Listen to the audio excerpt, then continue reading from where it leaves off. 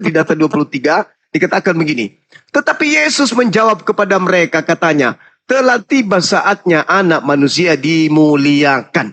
Pada saat mana anak manusia itu dimuliakan? Pada saat beliau diangkat oleh malaikat, terangkat ke langit. Dimuliakan dia di situ. Tapi ketika berbicara mengenai Paulus, telah tibalah saatnya anak manusia dihinakan.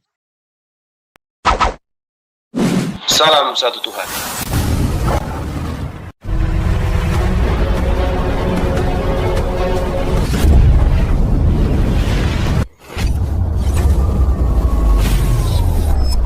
Ya, pengantar ini singkat para sahabat. Dukung semua ya channel Densa News Muslim. Di like, di subscribe, di share sebanyak mungkin untuk supaya mencegah sahabat-sahabat kita di luar sana Tidak terpengaruh terhadap pemurtadan.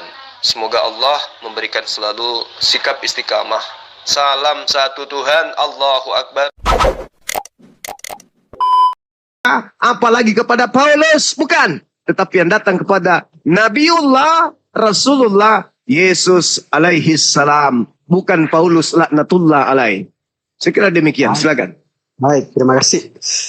Nah, menarik ya. Jadi ada beberapa hal yang sepakat ketika penguasa dunia dikatakan iblis, saya sepakat di situ. Nah, itu saya menguraikan bahwa saat Yesus disalib secara kasat mata, mata itu kelihatan Yesus, kala itu perbedaan penafsiran di situ ya. Tetapi di alam roh justru saat itulah iblis dikalahkan. Iblis pikir dengan membunuh Yesus, dia menang. Padahal dengan kematian Yesus, hutang dosa kami sebagai orang Kristen dilunasi kalau larinya ke penyalipan. Karena mengenai Yohanes 12 ayat 32 ditinggikan itu merujuk kepada ia di atas kayu salib dan ditinggikan dalam kemuliaannya ketika dia bangkit. Nah, jadi salib itulah yang mengalahkan si iblis ini. Justru salib ini yang dianggap hina pada waktu itu dipakai untuk ini penghinaan bagi Yesus. Tujuannya apa? Jelas Yesus katakan dia datang. Ini Markus 10 ayat 45, dalilnya jelas, anak manusia.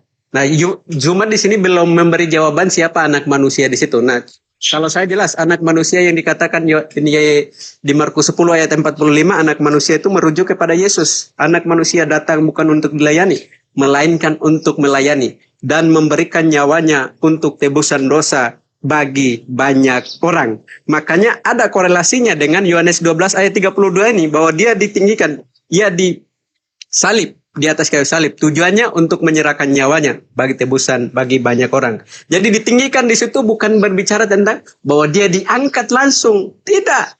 Tetapi Yesus datang memang menyerahkan nyawanya, ada dalilnya. Kalau Yesus diangkat langsung, ya coba datanya di mana? Ada nggak referensinya di dalam kitab suci yang kita pakai ini bahwa Yesus itu diangkat langsung?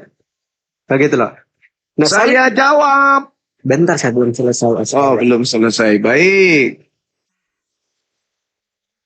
Ayo lanjut. Oke, dengarkan baik-baik. Ketika Anda membawa kitab Markus, karena anak manusia, Salmon, ketika anak manusia juga datang bukan untuk dilayani, melainkan untuk melayani dan untuk memberikan nyawanya menjadi tebusan bagi banyak orang.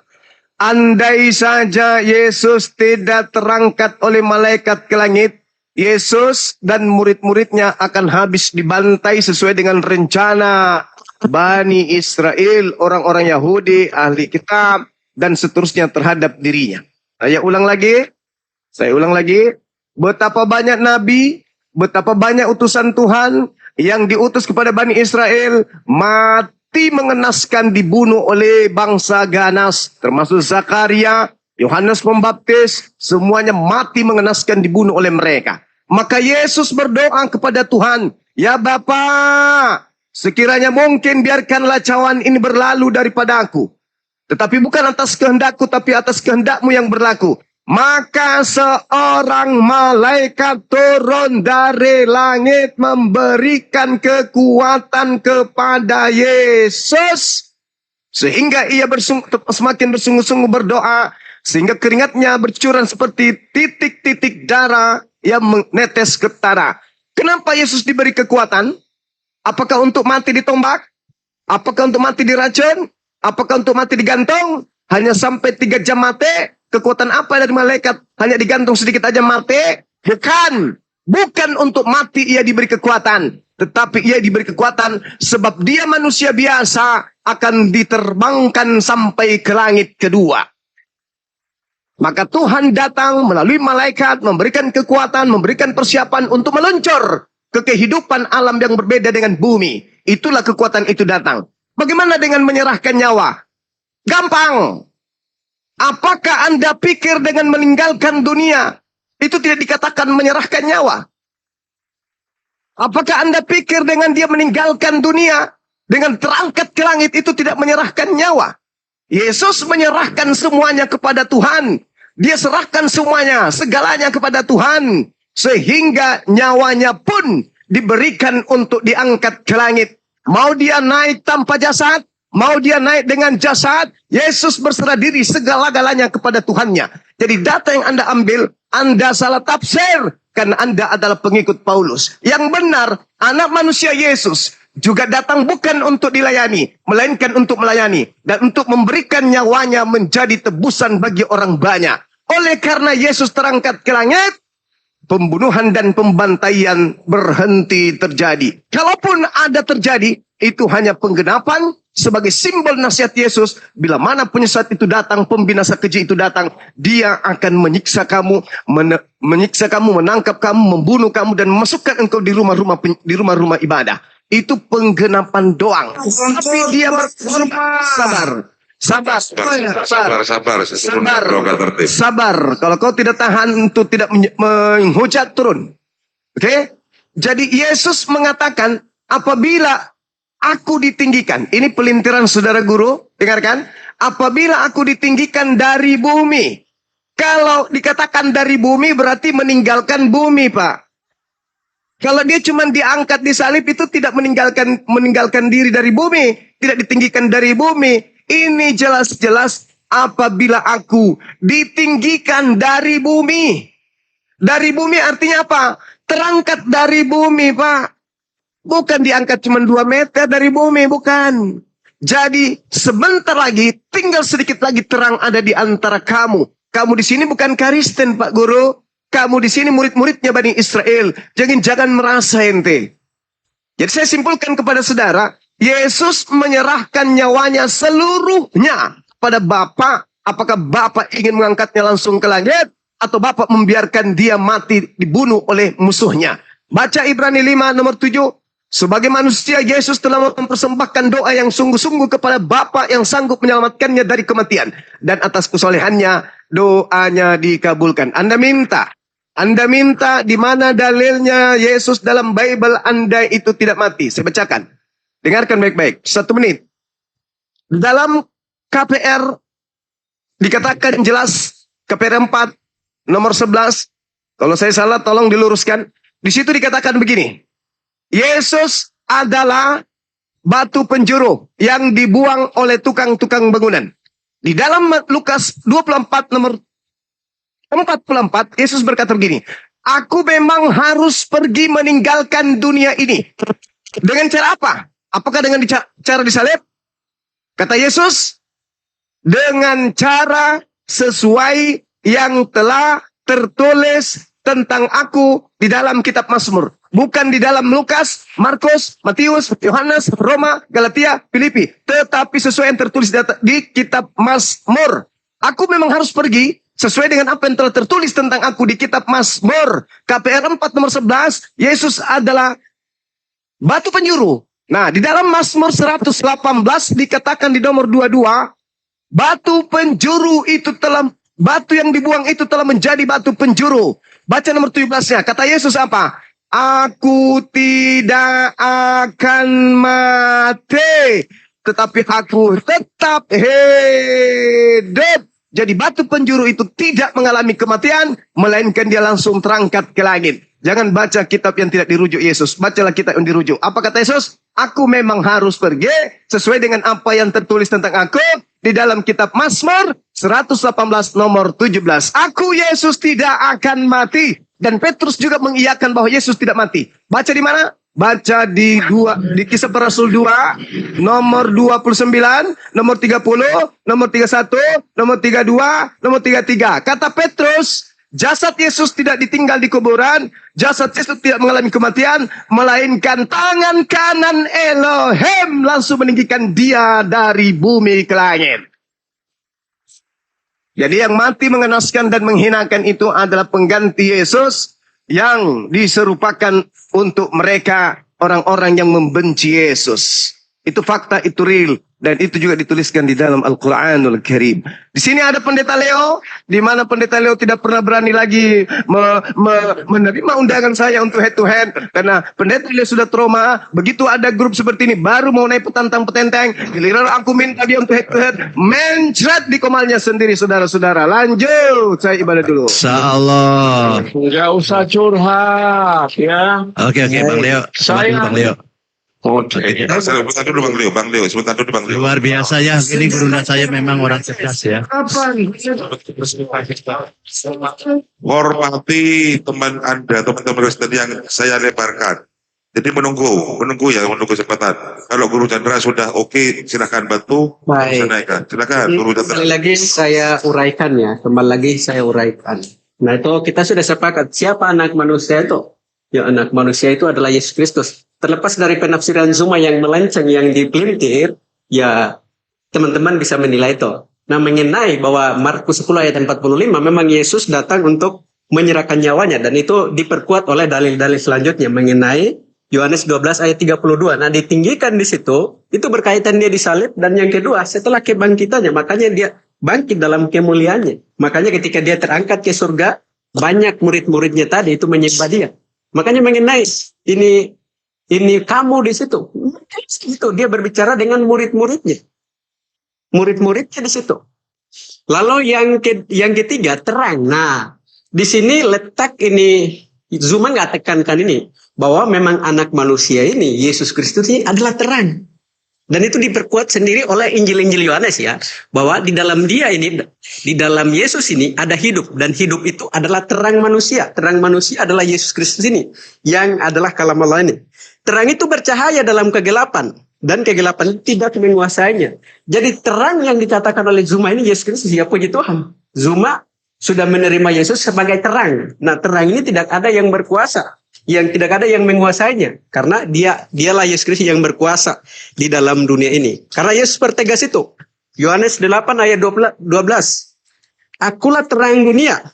Barang siapa mengikut aku, ia tidak akan berjalan dalam kegelapan, melainkan ia akan mempunyai terang hidup.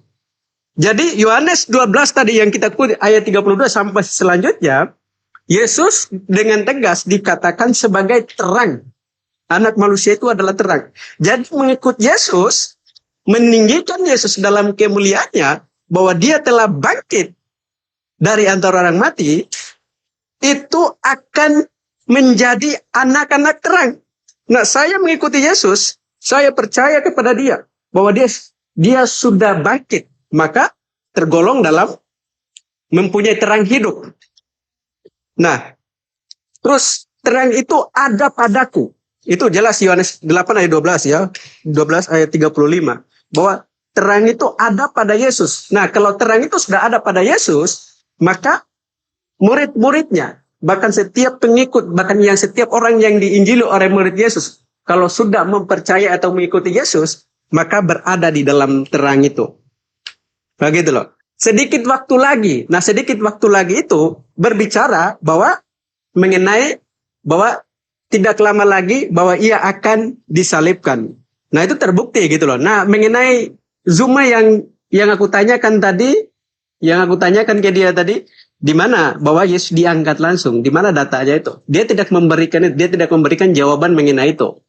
Kalau ada datanya bahwa memang Yesus langsung langsung diangkat ke surga dalam kitab suci yang kita pakai ini, berarti Zuma benar gitu loh. Tetapi anggapannya, tafsirannya tadi itu hanya berdasarkan opini-opini dia yang tidak ini divalidasi dengan kuat gitu loh. Makanya ada beberapa argumentasinya tadi hanya suatu anggapan-anggapan, tidak ada yang kuat.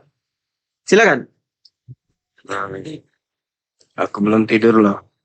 Aku belum tidur, hati-hati. Sebut sama aku hati-hati.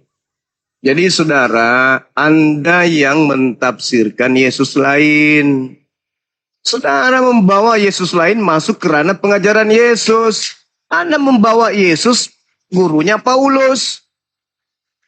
Yesus gurunya Paulus dengan Yesus yang datang penginjilan di tengah kaumnya Bani Israel itu ya beda. Yesusmu dengan Yesusnya Bani Israel ya beda. Yesusmu Yesus penyesat yang datang kepada Paulus hanya pinjam nama Yesus yang dinubuatkan Yesus. Murid-muridnya ditanya, waspadalah kepada setan yang datang kepadamu memakai namaku dan berkata, akulah Mesias, akulah Kristus. Dia, sang iblis ini akan menyesatkan banyak orang pakai namaku. Mana banyak orang yang disesatkan pakai namaku? Kata Yesus, Karisten. Termasuk saudara guru. Anda ini guru penyesat. Saya ulang lagi datanya. Dengarkan. Yesus itu terang dunia. Yesus sebagai terang dunia itu sejak kapan dan sampai kapan? Hah? Dia terang dunia sampai dia masih ada di tengah-tengah muridnya, Cahayu. Setelah Yesus terangkat ke langit, sebelum penyaliban, maka dunia sudah menjadi gelap. Tak ada lagi terang. Baca dalilnya baik-baik. Hanya sedikit waktu lagi terang ada di antara kamu. Selama terang itu ada padamu, percayalah kepadanya. Selama dia ada padamu. Ketika dia sudah terangkat ke langit, terang itu sudah ada. Yang datang adalah penguasa gelap dalam nama Yesus. Di mana Yesus mengatakan itu? Baca Lukas 22 nomor 53. Sangkamu aku ini penyamun, sangkamu aku ini perampok, sampai kau datang bawa pedang dan pentungan, padahal tiap hari engkau bersama dengan aku di bait suci. Tetapi saatmu sekarang yaitu saatnya kuasa kegelapan, kuasa dunia. Jadi setelah terangkat Yesus, maka Yesus palsu bereaksi yang Anda anggap Yesus. Anda datang kepadanya. Ingat Bung, kalau Anda hidup sezaman Yesus, Anda datang kepada Yesus, Anda bukan ke gereja, Anda bukan nyembah Yesus, Anda bukan ibadah minggu, Anda bukan makan babi, Anda bukannya kemudian menyembah dan mempertuhankan apa yang Paulus ajarkan. Tetapi Anda akan mempertuhankan apa yang Yesus tuhankan. Anda akan ibadah di tempat Yesus ibadah. Anda akan menyembah kepada Allah yang Yesus sembah. Anda akan bersunat. Anda tidak akan makan babi. Anda tidak akan masuk ke gereja. Anda tidak akan percaya kepada pastor dan pendeta. Anda tidak akan menkitabkan perjanjian baru. Dan Anda tidak akan mungkin tidak bersunat. Kalau Anda datang kepada terang itu. Tapi terang itu sudah ada. Baru Kristen muncul. Kristen itu muncul belakangan. Digiring oleh ahli Torah dan orang Farisi. Yang mentobatkan orang di luar dirinya menjadi orang neraka yang 2 kali lebih jahat daripada mereka. Catat itu. Jadi jangan Anda pernah merasa Anda pengikut Yesus. Kan. Yesus terang dunia. Yes. Tetapi hanya sifatnya sementara saja ketika beliau menjalankan misi penginjilan ke tengah-tengah kaumnya Bani Israel. Setelah terang dunia itu terangkat, terbitlah kegelapan dunia, yaitu ajaran Paulus in the gang yang merebak sampai ke Nusantara melalui tangan penjajah. Catat. Jadi Anda mulai sekarang harus bisa membedakan, memisahkan antara ajaran Yesus Bani Israel dengan Yesus Bani Kampret. Anda harus bisa membedakan antara Yesus yang datang kepada kaumnya Bani Israel dengan Yesus yang adalah iblis yang datang kepada kaumnya Bani Kristen. Jangan Anda mengkawinkan antara Yesus yang datang kepada Bani Israel dengan Yesus yang datang kepada Bani Roma. Antara Yesus yang datang kepada yang mengharamkan babi dengan Yesus yang datang kepada yang menghalalkan babi. Dengan Yesus yang datang kepada kaum yang bersunat dengan kaum yang memelihara kulub. Jangan Anda gabungkan. Berhenti dari ucapan kotor Anda itu. Yesus itu terang dunia hanya kepada kaumnya Bani Israel. Kalau Anda minta data, di mana Yesus mengatakan dia terangkat ke dunia? Lihat Lukas 22. Nih tak ajarin. Guru, tak ajarin. Catat. Lukas 22 nomor 67, 68, 69, 70. Catat itu, 71, catat. Kau pelajari, plototin di situ. Kalau perlu sampai biji matamu keluar satu jengkal dari wajah. Lihat di sana apa yang tertulis. Ketika ada orang yang ditangkap, kata imam kepala mahkamah agama dan algojo yang ada pada saat itu. Hei kampret, apakah engkau Yesus Mesias anak Tuhan? Apa jawaban si kampret? Dia bilang gini, apalagi gunanya aku berkata kepadamu, kau tidak akan percaya. Meskipun aku berkata, menjawab, kau tidak akan percaya. Kalau aku bertanya, kau tidak akan menjawab. Si kampret mengatakan begitu. Lalu si kampret mengatakan apa?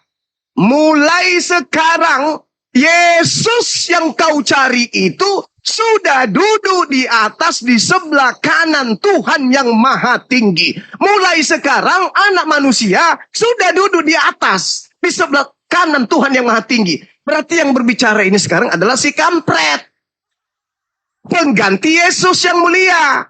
Yang kau sembah yang disalib itu si kampret, si laknat. Apakah engkau Yesus yang mulia? Anak Tuhan, hamba Tuhan yang mulia. Apa kata si kampret? Apalagi gunanya aku berkata kepadamu. Mulai sekarang anak mulia Yesus itu sudah di atas. Duduk di sebelah kanan Tuhannya. Berarti aku ini siapa? Aku ini siapa? Aku ini siapa? Ada dua Yesus. Yang disalib itu adalah Yesus yang diserupakan. Catat itu. Catat. Jangan cuma perpuluhan lu kejar. Catat. Pakai ilmu. Surat kabar yang datang kepadamu sejatinya kau baca. Persis kau baca surat kabar. Apa yang diberitakan wartawan? Ditelaah. Dipelajarin. Dikritisin. Itulah gunanya eksegesis. Supaya Anda bisa mentafsirkan dan mengangkat materi-materi yang ada di dalamnya. Pesan yang tersampaikan kepada otak Anda. Lantas Anda imani. Jangan Anda percayai saja, imani saja tanpa kemudian memperhitungkan detik per detik nadi daripada apa yang tersampaikan dari surat kabar yang kau baca, yang kau anggap firman Tuhan itu. Ya, sekali lagi saya katakan kepadamu, ketika si kampret ditanya, apakah engkau Mesias anak Tuhan? Si kampret menjawab, apalagi gunanya aku berkata, apapun yang aku katakan kau tidak akan percaya. Mulai sekarang manusia mulia Yesus alaihi salam sudah duduk di atas, di sebelah kanan Tuhannya. Sedangkan aku ini siapa? Si kampret, sang pengkhianat yang kerasukan setan dengan memberikan Yesus kepada tentara Romawi dengan 30 keping perak. Catat itu. Karena Tuhan mengatakan di Ulangan 21, 22, 23. Apa kata Tuhan di sana berdasarkan kitabnya orang Yahudi? Bukan kitab lu ya, kitabnya orang Yahudi. Apabila ada orang berdosa, melakukan dosa yang sepadan dengan hukuman mati, lalu kau hukum dia, jangan kau biarkan mayatnya semalam-malaman di atas pohon. Sebab manusia yang dikutuk Tuhan, yang dikutuk Elohim, yang dikutuk Yod-Heh-Vav-Heh, jangan kau biarkan mayatnya menyentuh tanah yang diwariskan Tuhan kepadamu. Paulus datang menimpali data itu. Apa kata Paulus? Kristus telah menebus kita dari kutuk hukum Taurat dengan jalan menjadi kutuk karena Kristen. Sebab ada tertulis, terkutuklah dia yang kampret yang digantung di atas tiang salib. Aduh. Mulai sekarang Yesus telah dimuliakan. Anak manusia dimuliakan. Mulai sekarang telah tiba saatnya anak manusia dimuliakan. Bukan dikutuk, bukan dihinakan. Yang dihinakan, yang dikutuk itu sembahanmu. Si laknat, pemakan suap. Ulangan 27 nomor 25. Terkutuklah orang yang menerima suap. Siapa yang menerima suap? Yesus atau Yudas? Yudas. Siapa yang digantung terkutuk? Yesus atau Yudas? Yudas. Siapa yang ditangkap? Yudas. Siapa yang mengaku Yesus? Yudas. Kenapa dia mengaku Yesus? Sebab di dalam Yohanes 13 nomor 2, iblis merasuki Yudas. Si iblis lah yang menuntun si Yudas berkata, "Ulah Yesus." Jadi yang kau sembah selama ini Yudas Iskariot, yang kerasukan iblis, yang kemudian datang mati, disalib, bangkit dari kubur, untuk menyesatkan dunia dengan memakai nama Yesus, sehingga kalian semua adalah penyembah Yudas, penyembah iblis dalam nama Yesus. Catat itu, simpan di laci, renungkan dulu. Setelah Anda sehat, datang lagi kepada saya biar kuajarkan. Lanjut. Terima kasih. Oke, baik. Ini terlalu panjang ya, jadi Saya dulu diberikan giliran. bentar. Saya ini Coba hormati dulu Leo, Bang Leo, hormati. Giliran ini Leo, giliran aku undang kau head to head, kau nggak mau, kau tolak terus. Giliran banyak orang, kau mau naik pamer kepala botakmu itu. Leo, kebanyakan picin kau ini. Jadi si Zuma ini enggak konsisten pada apa yang kita bicarakan. Dia larinya ke mana-mana, tabraknya ke mana-mana gitu loh.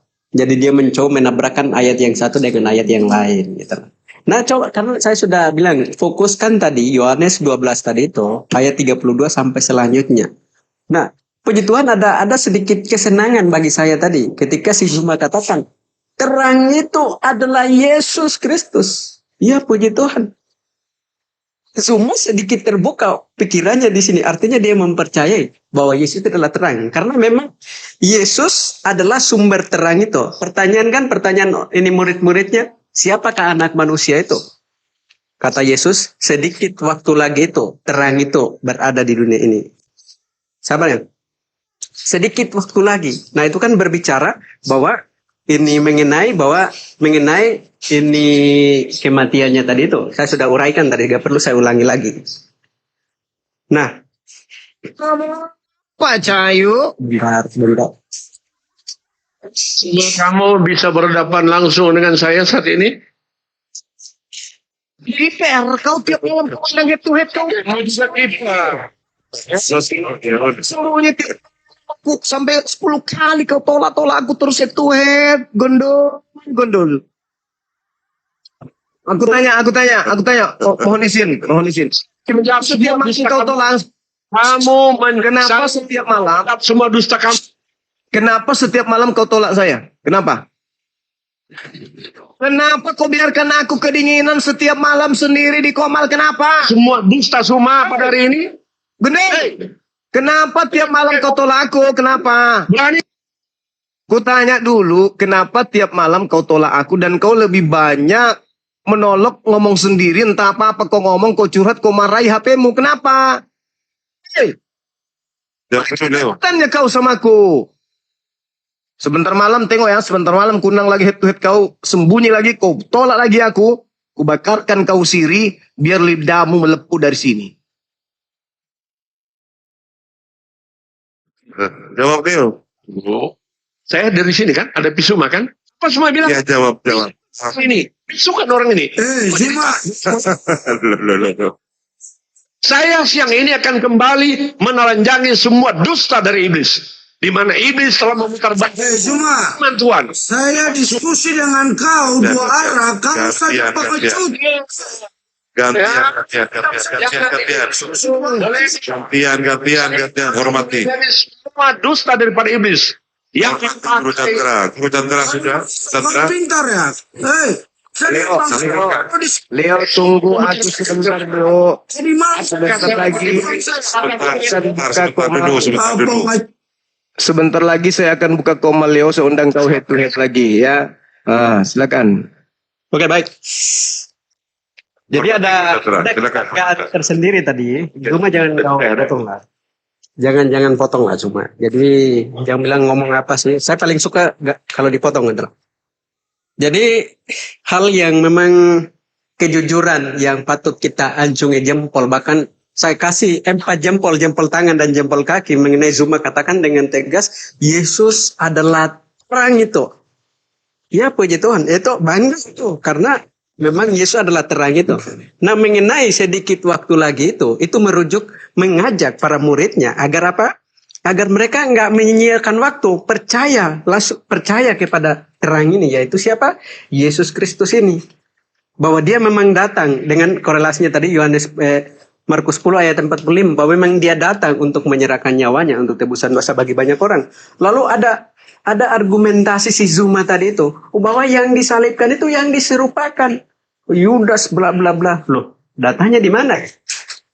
argumentasi yang Markus 16:12 meluncur. Kau minta data, kok kau pikir aku sudah tidur apa? Nggak akan ada lolos Kristen depan saya berargumentasi, nggak ada yang lolos. Iya, Karena makanya semua kamu yang kepanasan. Kalau saya lagi membangun Kristen argumentasi, pasti kamu dusta. potong. Saya lagi membangun argumentasi, kau potong. Saya kasih, Ketika kamu jangan membangun- terlalu ponga, Bung, saudara guru. Kamu jangan terlalu ponga kalau saya ada di Komal. Matamu, kau belum lahir, kakekmu aja belum lahir, aku sudah hafal semua isi Bibelmu itu. Jadi jangan kau mengatakan, aku sudah tunjukkan kau tadi data. Lukas 22 nomor 68, 69 sampai 71. Loh, nggak ada. Dari data itu yang kamu tunjukin, nggak ada bahwa Yudas yang diangkat, nggak ada. Sekarang kau jawab sama saya. Kau jawab sama saya, pertanyaan saya. Siapakah yang mengatakan mulai sekarang Yesus sudah duduk di sebelah kanan Tuhan yang Maha Tinggi? Jawab, aku ingin dengar, silakan. Siapa dia yang mengatakan mulai sekarang Yesus? Loh, kau kan berkata mana yang diserupakan itu? Aku kasih data. Loh, itu kan Aku kasih data. beban pembuktiannya itu di kamu. Iya, justru saya sudah menjawab beban saya. Saya sudah dari yang kamu dari data yang kamu tunjukin, nggak ada bahwa memang yang diangkat itu adalah Yudas. Matamu ketika imam-imam kepala bertanya, siapakah engkau? Apakah engkau Yesus? Apa jawaban orang itu? Apa jawaban orang itu? Apa jawaban orang itu? Jawab. Mulai sekarang Yesus sudah duduk di mana? Jawab. Mulai sekarang Yesus telah duduk di mana? Jawab. Di kanan Allah yang berkuasa. Hei, jawab. Kata oknum yang ditunjuk di situ, apakah engkau Yesus? Jawab orang itu apa? Mulai sekarang Yesus telah di mana? Jawab. Mulai sekarang Yesus telah duduk di mana? Apakah engkau Yesus? Ketika dia sudah bangkit dari Matamu. iya. Inilah kau Pertanyaan saya tadi kan pertanyaan saya Inilah kan kau sebelum penyesat. dia Dengar. Itu sebelum penyaliban itu. Itu di sidang sebelum penyaliban. Ditangkaplah orang itu. Lalu ditanya dia. Ini pertanyaan terakhir, wahai kampret. Apakah engkau Yesus? Apa jawaban si kampret? Apa jawabannya? Mulai sekarang, Yesus telah duduk. Sambung. Telah duduk di mana? Oi, guru plastik. tunjukin datanya. Matamu. Jadi kau dengarkan apa tadi? Tunjukin. Itu kan Kebiasaan kamu. pelintiranmu itu. Gurumu lagi menjelaskan, kau di belakang coli. Ini. Aku sudah lantang untuk mengajarkan kau. Kau tanya pula, dalilnya di mana? Iya, tunjukin dalil. Jangan hanya Kristen seluruh Indonesia kok semuanya sama ya? jangan hanya modal cowok. Dengar. Tunjukin Lukas data 22, ini yang kelima kalinya. Lukas 22 nomor saya minta tunjukin, saya nggak minta kamu narasikan. Gigimu panjang, otakmu ngilu. Kau tinggal kamu ngerti baca. pertanyaannya? Hei, Kan data itu. Kau tinggal baca di situ. Kau kayak anak TK mau disuapin. Ditunjukkan, disebutkan. Tunjukkan papa, bukunya mana. Ini, baca. Lihat mana hurufnya, yang mana. Ini. Kalau saya minta sebutkan, barulah dari cocok. kiri. Ini baca. Yang mana huruf yang mana, Mama? Kau anak Yang TK saya minta adalah dari kau tunjukin. Kalau Kau hanya lebih parah sebutkan, lagi. itu cocok gitu loh. Saya nggak minta sebutkan, yang saya minta tunjukin, perlihatkan, begitu loh. Untuk apa ditunjukkan? Oke. Supaya membuktikan, Saya supaya perlihatkan. apa yang Awas, kamu narasikan itu memang sesuai dengan apa yang tertulis dalam situ. Kita mau lihat gitu loh. Baik. Saya tunjukkan. Udah diam si Kanuta, diam. Kalau ini saya kenapa pancing untuk menunjukkan kau karena akunmu bernama guru plastik. Ini aku tunjukkan ya. Ini wartawan Lukas yang mengatakan, bukan saya. Wartawan Lukas yang mengatakan itu. Nih, aku tunjukkan samamu. Umat Islam di bawah perhatikan nih gimana caranya seorang guru Kristen mengelak dan kabur dari materi yang dia minta sendiri. Nih aku tunjukkan. Nih.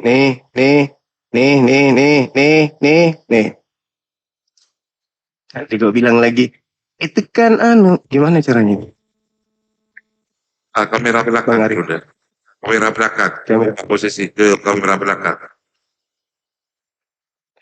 Kamera terbelakang. Oke. Kamera belakang, ya.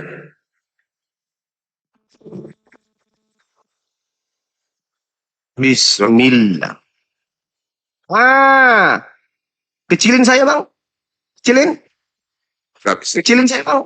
Besarin ya. Besarin. Oh, besarin. Bentar dulu. Teman kita kan si guru Kristen suka terbalik kalau Kristen. Kalau besarin kecilin kalau dia. Siap. Kecilin. Biar kita baca. Lukas berapa itu? Silakan. Kecilin. Kalau Kristen kan suka yang terbalik. Dibilang manusia, dibilang Tuhan dia. Nih. Nih. 69. Ditanya nih. Tanya nih. Apakah engkau Yesus Mesias? Apa jawabannya? Sekalipun aku mengatakannya kepadamu, kamu tidak akan percaya. Dan sekalipun aku menanyakan sesuatu kepadamu, kamu tidak akan menjawab. Mulai sekarang, anak manusia Yesus, anak manusia, duduk di sebelah kanan Allah yang Maha Kuasa. Mulai sekarang nih. Mulai sekarang. Tuh. Siapa yang duduk di sebelah kanan Tuhan ini? Itu berkaitan bahwa Yesus sudah disalib di situ. Mata. Ya. Ini baru di sidang. Ini baru di mahkamah agama. Apakah engkau Mesias? Mulai sekarang Yesus duduk di sebelah kanan Tuhan yang Maha Tinggi. Nah, ini yang sekarang yang berbicara ini siapa? Jawab.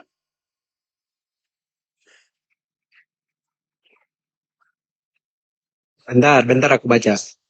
Baru kau mau baca betul-betul lah kau ini. Iya, sampai. Betul kau ini kenyang dengan perpuluhan nipu jemaat. Baru kau mau baca. Aku sudah tunjukkan. Kau baru mau baca. Jambak juga bibirmu lama-lama ya. Mulai sekarang ini siapa ini? Siapa yang mengatakan mulai sekarang Yesus sudah duduk di atas, di langit? Dan siapa yang duduk di mahkamah agama ini? Ada berapa Yesus? Yesus di situ yang mengatakan. Ada berapa Yesus?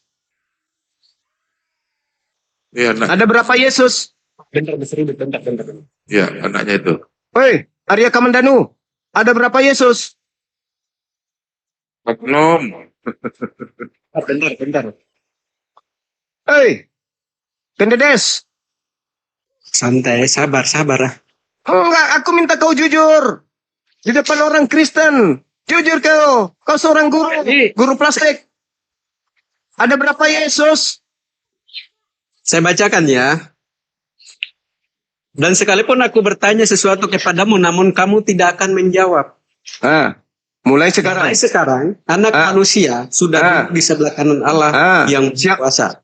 Di mana itu? Kata mereka, saya bacakan semuanya. Kata mereka semua, kalau begitu engkau ini anak Allah. Jawab Yesus, kamu sendiri mengatakan bahwa akulah anak Allah. Kamu, bukan aku. Benarkan dirinya bahwa dia adalah anak Allah. Lalu Bentar. Aku yang mengatakannya bahwa aku adalah anak Allah. Kau yang mengatakan, bukan aku. Kau yang mengatakan, bukan aku. Iya itu. Pertanyaan saya dengarkan. Ada berapa Yesus? 1.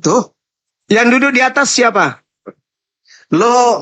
Itu akan berbicara kalau pertanyaanmu bentar, sabar. Masalah generasi, inilah kau tafsirmu, tafsir bebas. Iya, diam dulu. Tipu aja terus. Iya, saya nggak tipu di sini, memang fakta kok. Jadi kalau pertanyaanmu, lalu siapa yang duduk di sebelah kanan, lalu siapa di bumi? Artinya ada 2 Yesus. Iya, cara logika kamu kayak gitu. Lalu bagaimana kau menanggapi ini? Mulai sekarang dengarkan. Apa? Tipuanmu aku dengar. Konteks ayat ini. Silakan. Kan pertanyaannya kan Yesus kan dibilang tuh.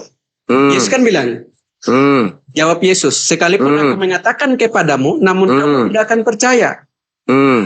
Dan sekalipun aku bertanya sesuatu kepadamu, namun kamu tidak akan menjawab. Mulai sekarang, anak manusia sudah duduk di sebelah kanan Allah yang Maha Kuasa. Itu tuh. Saya tutup ya. Percuma aja aku tampilkan ini, tidak ada gunanya. Ya, sekarang saya tanya samamu. Apakah engkau adalah Yesus? Apa jawab orang itu? Apalagi gunanya aku menjawab? Kau tidak akan percaya. Ayatnya. Dengar. Ayatnya. Dengar. Kata mereka Dengar. semua, kalau begitu apa? Kau itu guru Dengar tapi dulu, guru dengar. plastik. Dengar Kau dulu, itu- Gantian. Jangan sampai keluar kata-kata mutiara ya. Aku bilang kau idiot nanti. Padahal kau tulis guru. Kau menghina guru sedunia. Padahal kau idiot.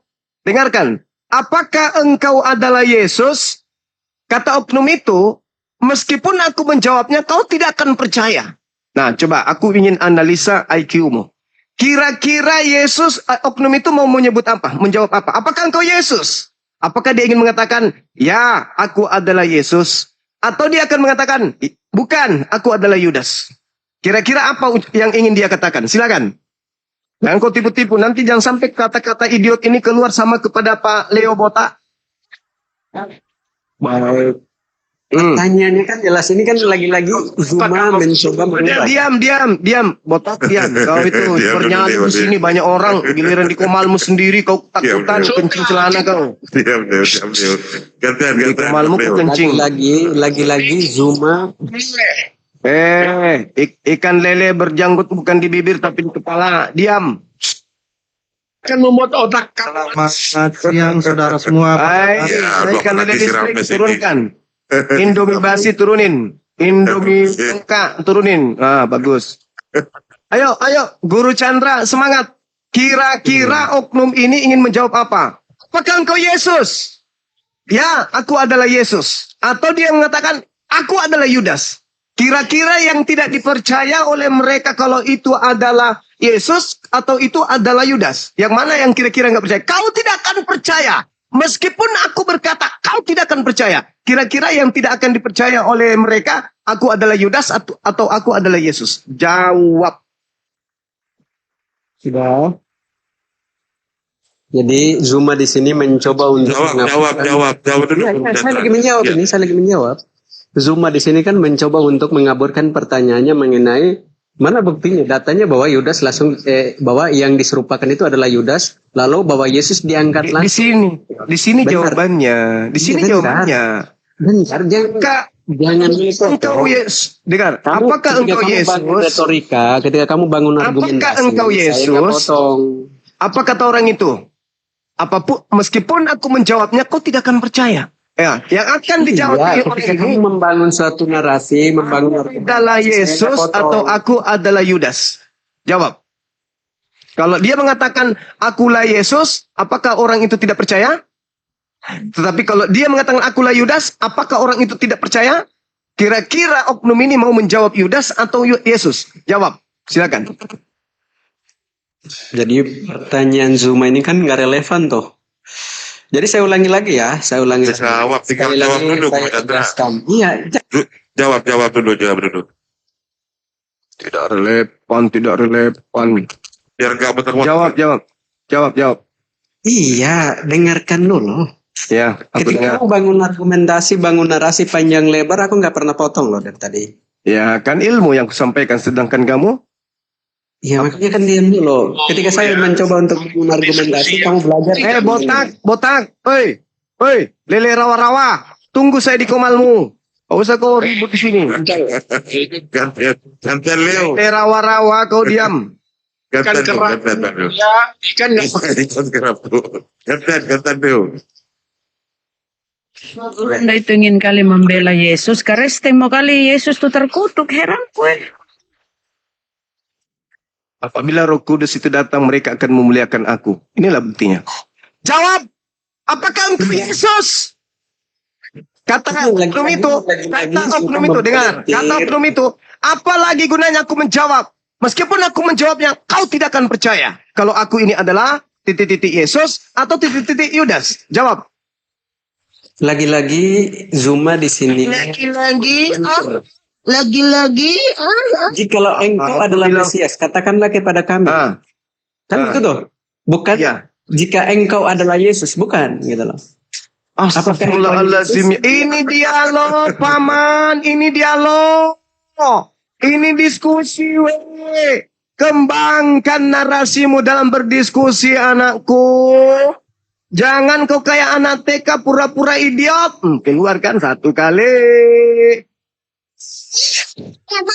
Tolong untuk mendengar sedikit itu loh. Ketika kamu bangun narasi, Kami di sini bangga komal kami didatangi seorang guru Kristen. Tapi ternyata kau ini guru tari balet. Lidahmu itu kayak penari balet, mutar-mutar, meliuk-liuk. Oknum itu ditangkap, udah disidang, di persidangan dia ditanya, apakah engkau Yesus? Apa namanya? bunyi teks yang mengatakan apakah engkau ini Yesus di mana? Idiot. Apakah engkau Mesias? Anak Elohim yang adalah Yesus, anak Maria, anak tirinya Yusuf, sepupunya Yohanes Pembaptis. Harus begitu. Harus begitu. Sudah. Harus begitu. Sudah. Nah, kira-kira jawabannya apa orang itu sampai orang ini tidak percaya? Kalau dia mengatakan, aku adalah Bang Suma, maka orang itu tidak akan percaya. Tapi kalau dia mengatakan, iya betul, aku adalah Yesus. Apakah orang itu tidak percaya kalau itu adalah Yesus? Baik, sudah? Baik, sudah. Baik, Iya, kau jangan bohong. begitu dikasih kesempatan apa yang dibalas? Bang Suma ini kalau dia menjawab, kenapa kau serang saya tuyul? Kau tinggal jawab, apakah aku Yesus atau aku Yudas? Jawaban apa yang kira-kira akan terlontar dari mulut oknum ini? Aku adalah Yesus, aku adalah Yudas, sehingga orang itu tidak percaya. Silakan. Oke. Saya ulangi lagi. Diam dulu, Leo. Oi, Leo, diam dulu. Kau ini disuruh bercermin, disuruh ngomong. Oh iya, sorry. Ayo. Dan engkau adalah Mesias. Kata agama ini.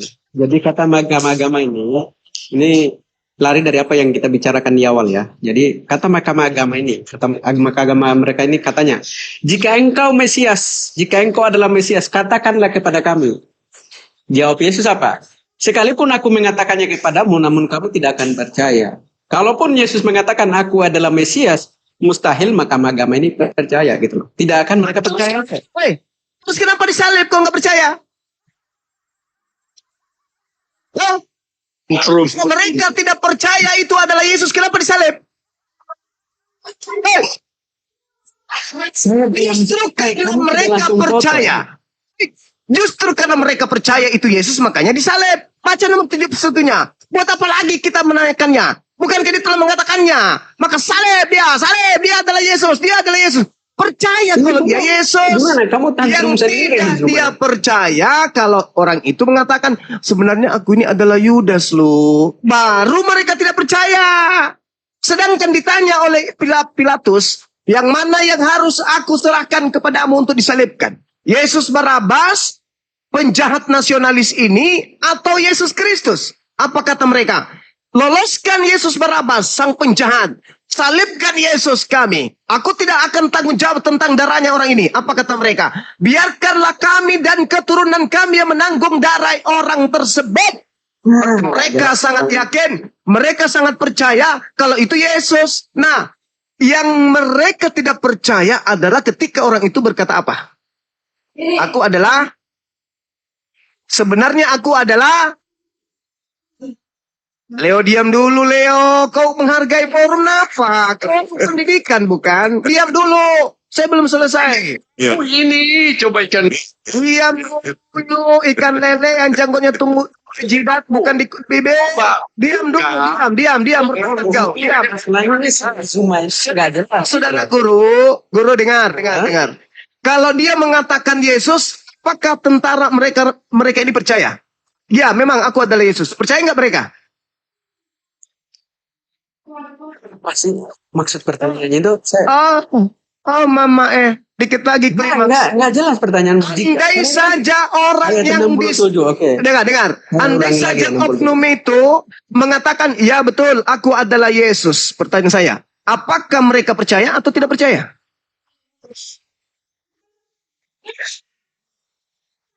Kalau Mesias, ya aku adalah Mesias. Kalau dia mengatakan bahwa dia adalah Mesias, mereka tidak akan percaya itu. Kalau Yesus mengatakan bahwa adalah Mesias, percaya mustahil kan? orang-orang di sini percaya gitu loh. Masa saya Salib.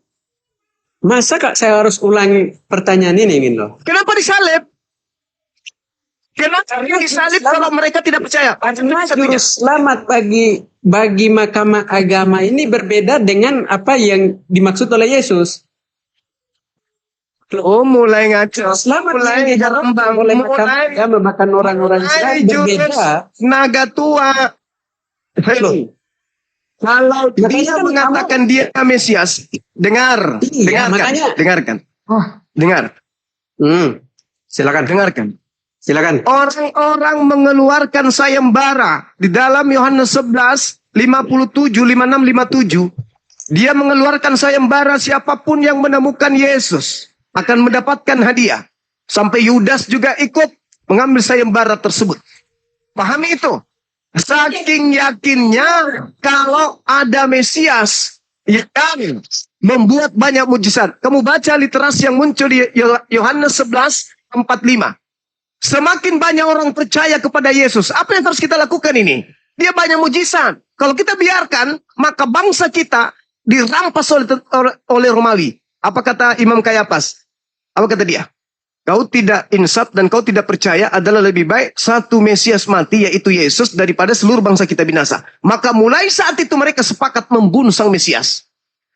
Percaya ini Mesias. Makanya ketika dia datang melawat Maria ketika adiknya meninggal, yaitu Lazarus, dan mereka menyaksikan sang Mesias membangkitkan Lazarus, itu semakin yakin ini benar-benar Mesias. Bunuh dia cepat. Bunuh sebelum kita dikuasai oleh musuh. Bunuh dia. Maka ditanya, apakah engkau Mesias? Maka oknum ini mengatakan, apalagi gunanya aku berkata. Kalau aku mengatakan aku Mesias, pasti aku dibunuh.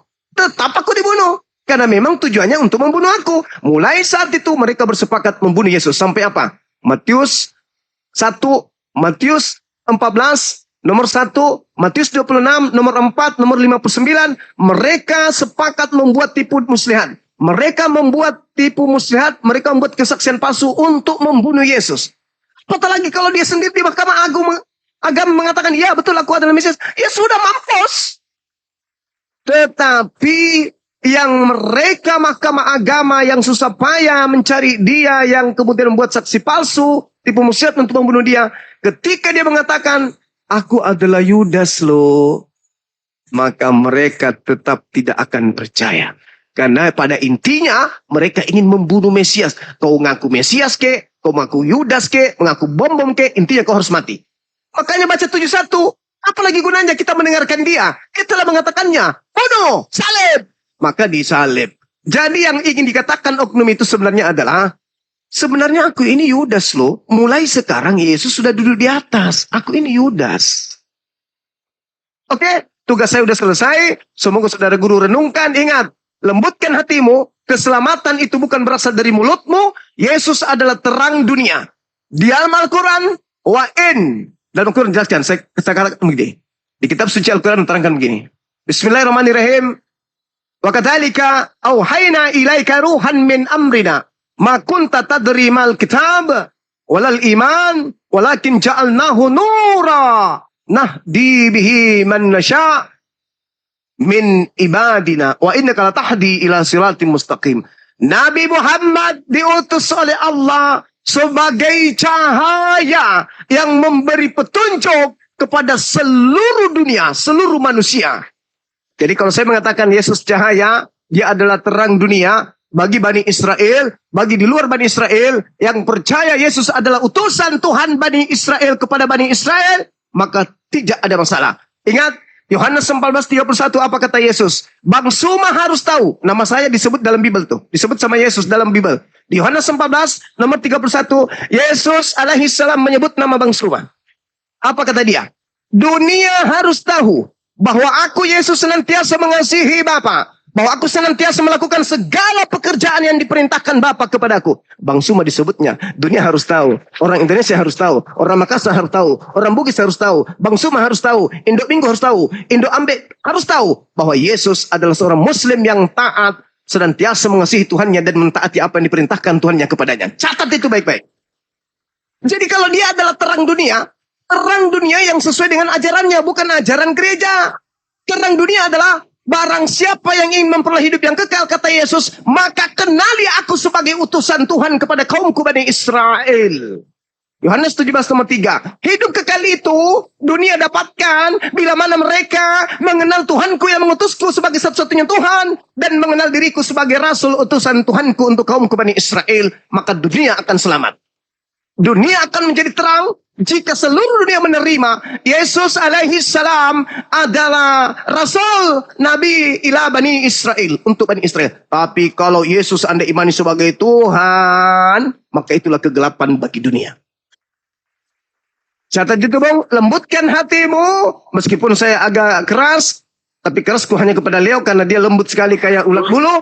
Tetapi terhadap kalian saudaraku Kristen, dengar, aku tegas bukan berarti aku benci sama kalian. Aku keras, aku tegas demi untuk meluruskan hati-hati kalian bengkok. Karena Leo telah menyesatkan kalian berpuluh tahun, makanya dia botak. Sudah aku kirimkan wig tapi dia nggak pakai. Oke, saudaraku Kristen, dengarkan, lembutkan hati kalian. Aku memang tegas, aku orang Sulawesi, aku Makassar, aku orang Bugis Makassar, memang keras dan tegas, tetapi tujuanku baik. Aku ingin kalian sehat, aku ingin kalian tersadarkan. Jangan percaya guru-guru palsu yang ada di gereja yang mengajarkan habis itu perpuluhan. Kayak Leo ini, jangan. Dengarkan umat Islam yang mempelajari Bible tanpa tendensi fulus. Kami ikhlas mengajarkan kalian untuk meluruskan kalian. Percayalah Yesus terang dunia yang adalah nabi, rasul, utusan Tuhan bagi kaum Bani Israel, bukan untuk kita. Demikian dari saya Bang Suma, dari Makassar mengudara dari Gunung Bolangi. Saya undur diri untuk ibadah. Assalamualaikum warahmatullahi wabarakatuh. Saya sudah di hadapan kamu semua. Mau lari kamu? Ikan lele sebentar, saya take kau lagi. Terima head to head dengan saya. Demikian. Iya, cuma lari gitu loh. Datang di hadapan kamu. Mau lari? Sebentar dulu Bang Leo. Sebentar Bang Leo, Bang Zuma mau ibadah. Hormati beliau mau ibadah surat Di tuhur. hadapan kamu Zuma. Lari Iya, beliau mau ibadah. Sekarang ini nggak terkendali mulutnya. Sulit. Beliau Oke, sebentar ya. Beliau mau beribadah. Hormati teman-teman. Ke Guru Chandra lagi, ke Guru Chandra. Silakan dibuka webnya Guru Chandra. Guru Chandra. Baik, Bang Suma mau ibadah teman-teman ya. Bantu cek layar dan posting ulang sebanyak satu kali aja kalau posting ulang serta kemudian di share kalau ada logoren saya logoren teman-teman ya. Silakan Guru Chandra dibuka webnya Guru Chandra. Chandra. Saya di sini dulu. Kasih kesempatan. Guru Chandra. Karena saya juga Chandra. Sebentar. Boleh? Saya mau konfirmasi ke Guru Chandra dulu. Guru Chandra. Guru Chandra, monitor Guru Chandra. Aku makan dulu lah, lanjut. Ini Zuma percuma, nggak dikasih sempat. Sebentar. Saya mau konfirmasi Guru Chandra. Kamu kalau lagi ada tabung oksigen, jangan kupura-pura makan. Cuma saya ada di hadapan kamu. Jangan Di jidat. Habis ini kita head to head ya. Coba si Zuma ini ketika orang lagi bangun argumentasi, jangan potong, itu kan enak. saya jadi malu dengan pesan saya sendiri sebenarnya. Hadapi semua model begini. Ad hominem. Ya, diskusi keliling nggak keruan. Makanya masuk Sebentar Leo, sebentar. Hormati, beliau kan mau beribadah. Sudah pamit. Kan gitu kan, maka gantian dulu. Nah, Guru Chandra, monitor Guru Chandra. Baik. Ya, Anda tadi, sebentar, Anda tadi ya, enggak sebentar dulu Guru Chandra. Anda tadi di awal kita diskusi menerasikan bahwa Yesus itu adalah satu-satunya Tuhan bagi Guru Chandra, benar? Ya memang argumentasi di awal gitu. Apa yang salah? Ya, sementara Yahweh Anda bilang tidak kenal Yahweh, benar? Nah itu saya masih menanggapi si Zuma bentar. Ya memang Yahweh itu dewa Kanaan, itu fakta, itu nggak ada yang tolak itu. Kan kata Leo Yahweh itu adalah Bapak itu sendiri, kan gitu kan? Gimana? Apa Yesus itu yang Ya bentar dulu, ini saya tanggapi si Zuma ini yang berbicara panjang lebar. Sekarang dia sudah diam. Ya dia kan sudah diam tuh. Ya. Jadi Jangan pertanyaannya tadi kan Kan Bang Suma sudah pamit beribadah dulu, kan gitu. Iya, saya tetap menyelesaikan apa yang Sebentar lagi bisa dilanjutkan, kan gitu kan. Nanti kalau beliau itu sudah selesai beribadah, ngapain Anda itu mau menanggapi ketika beliau itu sudah saya beribadah mau menyelesaikan. jauh dari perangkat? Saya Silakan. hanya mau menyelesaikan jawaban saya aja. Iya, silakan. Oke. Jadi lalu mengapa mereka tidak percaya? Lalu mengapa mereka tidak percaya? Lalu mengapa harus tetap disalibkan? Lalu mengapa mereka harus ini terus masih menghinakan dia? Loh, mahkamah agama, bahkan orang-orang Israel, Mesias yang mereka harapkan itu tidak seperti yang mereka harapkan apa yang dilakukan oleh Yesus gitu loh. Nah, juru selamat yang diharapkan oleh orang Israel pada masa itu orang-orang yang membebaskan mereka dari perbudakan di Roma. Perbudakan seperti ini dicambuk gitu loh. Itu yang diharapkan. Yesus memerintah demikian gitu. Itu yang diharapkan oleh orang-orang Israel pada masa itu. Mahkamah agama itu yang diharapkan. Sedangkan Yesus mengatakan dirinya Mesias yang juru selamat dunia, itu menyelamatkan dari penghukuman kekal ini, menyelamatkan dari dunia ini, menyelamatkan dari maut menuju pada kehidupan yang kekal. Gitu maksudnya loh. Lalu mengapa mereka disalib? Ya supaya genaplah apa yang tertulis dalam kitab suci. Jadi Zuma mencoba untuk menabrakkan logikanya nggak cocok gitu loh. Ya saya rasa itu aja ya. Saya mau turun juga. Silakan Pak Leo. God bless you. Puji Tuhan. Chandra. Sudah membungkam Suma. Suma cuma berkelit, muter-muter. Makanya kebanyakan. Aduh. Gimana nih? Kalau kau kan host, kamu tidak netral orangnya. Sementara kau di room Kristen, kau tuh dihargai. Kalau cuma main mute begini, kamu ngundang saya ke sini. Kalau di sini, kenapa di mute-mute? Pak Leo, begini Pak Leo, Bang Zuma ini lagi ibadah. Diskusi sama Bang Leo. Saya tidak menyinggung soal ibadah kok. Kan ketika kalian bilang mau ibadah, sudah saya tidak menanggapi dia kan. Saya sudah tidak menanggapi Zuma kan. Masalah sekarang Saya Bang menghargai Zuma orang mau beribadah. Iya, masalahnya Bang Iya, Zuma saya kan tidak menyinggung dia. sempurna sama Bang Zuma ketika beliau lagi ibadah. Nanti kalau Iya, kan saya tidak menyinggung dia lagi ibadah. Saya berbicara dengan yang lain. Anda tadi mengambil satu kesimpulan dengan menyebut narasi Bang Zuma. Sementara Bang Zuma lagi ibadah. Tunggulah Bang Zuma selesai ibadah. Jangan-jangan kamu salah dengar ya? Waduh. Narasi saya apa? Coba tolong. Saya belum bernarasi apa-apa loh. Jangan fitnah kau. Bukan, tadi kau mengambil kesimpulan. Nah, kamu bilang bernarasi. Sekarang bilang bukan. Pelintat-pelintut. Nggak usah lah. Kau itu macam pelintat-pelintut. Kau yang pelintat-pelintut macam otak kepalamu itu. Dia tidak bernarasi apa-apa, kawan. Tentang Suma tidak. Ya makanya agar diskusi ini berjalan, saya konfirmasi Kak Rosi monitor Kak Rosi. Kak Rosi, ini sudah karena terlalu ini lama beristirahat Kak Rosi. Kak Rosi, masih monitor? Rosi? Rosi masih monitor? Kak Rosi masih monitor? Rosi? Kak Rosi? Ya sudah, Leo, silakan. Ada apa yang mau disampaikan? Sebentar. Ya. Tetapi saya harus klarifikasi dulu ya. Ya, kenapa Bang? Sebentar. Ini yang menginginkan pembunuhan kepada Yesus itu ketika mau disalib itu siapa? Karena di situ ada tertulis, ya kan? Kalau engkau ingin membunuhku, maka iblislah yang menjadi bapakmu. Silakan, Karosi. Iya, sudah jelas ya, yang membunuh Yesus itu adalah iblis atau YHWH. Oh, YHWH. Iya. Ya, lanjut dulu. Saya cari OTN dulu. Ya, tapi saya boleh nggak saya sedikit ngomong ya? Zuma ini pengacut dia tuh. Silakan. Bentar. Dengan saya kabur dia. Nanti saya turunkan lagi. Sudah tahu Bang Zuma pamit mau beribadah. Waduh. Silakan lanjut dulu Kak Rosi.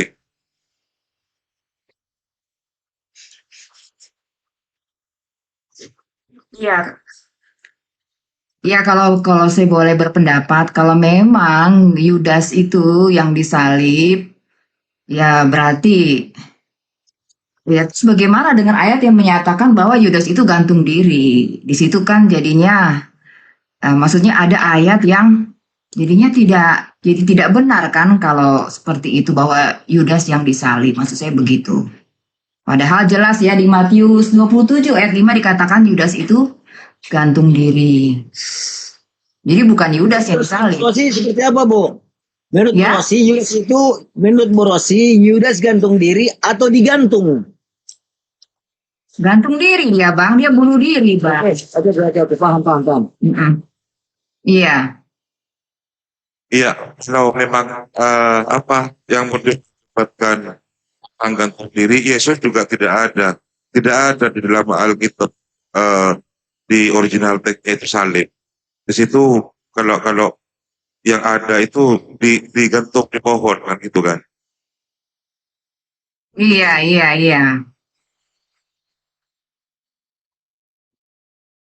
Ya di mana? Tunjukkan kalau ada kata salib. Coba tunjukkan kalau ada kata salib, Grayson, Alto. Tunjukkan kalau ada kata salib di original teksmu. Original teks yang mana? Yang kau maksudkan yang mana? Ya ini original teksnya. Aduh, saya turun. Begini, Gresen, coba kamu tanggapi pendapat daripada Bu Rosi tadi itu. Itu ada pilihan, apakah benar Judas bunuh diri atau digantung? Senang saja, simpel itu, Gresen.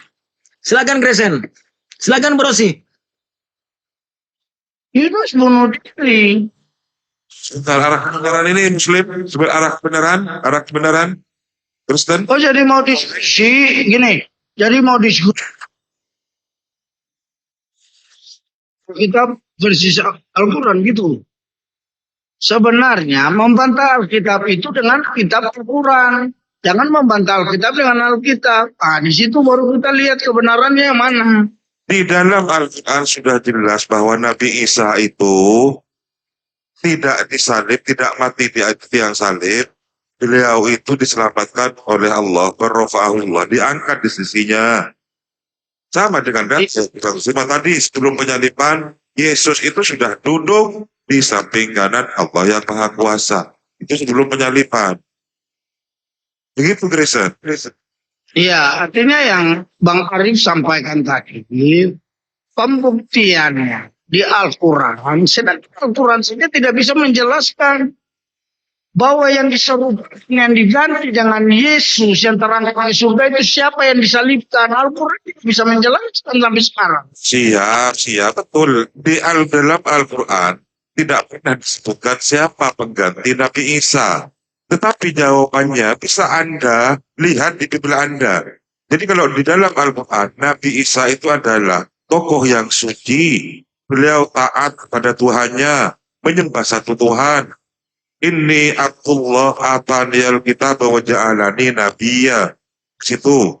Tapi kalau Anda ingin tahu jawabannya, maka yang di tiang salib yang terkutuk itulah pengganti Nabi Isa yang kemudian Anda sebut Yesus, yang kemudian teman-teman Kristen itu dituhankan sampai saat ini. Itu jawaban kami, jawaban umat Islam.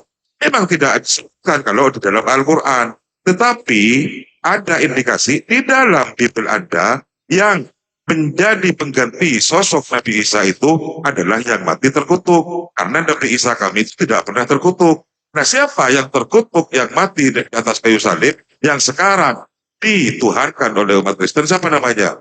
Kristen, silakan jawab. Kristen. Jadi sesuai dengan dalam yang Anda sampaikan bahwa yang digantung di tiang kayu salib adalah terkutuk. Yesus bukan terkutuk. Yesus menebus kita dengan cara membebaskan kita dari kutuk hukum Taurat. Nah tadi Anda mengatakan bahwa Tuhan Anda itu Esa, cuma satu. Lalu bagaimana dengan Amal 91 yang mengatakan, Jangan kemana-mana dulu, jangan kemana-mana dulu. Fokus dengan penyaliban. Fokus dengan penyaliban dulu. Fokus dengan penyaliban dulu. Silakan fokus dengan penyaliban dulu. Kalau tidak tertib saya turunkan. Ya. Saya turunkan, betul. Alto, kau kalau tidak tertib, saya turunkan. Ini membahas tentang proses penyaliban. Jadi Nah, kalau gitu, temanya akan ada, Tuhan mati tebus dosa. Apakah benar? Tebusan dosa itu dilakukan oleh Tuhan itu sendiri. Kan gitu kan? Ini temanya, jangan berpindah-pindah topik. Silakan Kak Rosi, kalau mau masuk, silakan. Boleh ngomong sedikit Bang Arif? Silakan. Ya, mohon koreksi, Tuhan itu tidak tebus dosa. Tuhan itu tebus manusia dari dosa. Bukan tebusan dosa ya, Tuhan mati itu. Yang mati di kayu salib itu siapa, Pak Rosi? Dosanya yang ke sorga, kitanya yang ke neraka. Terus? Efesus 1 ayat 7, saya baca untuk kau ya.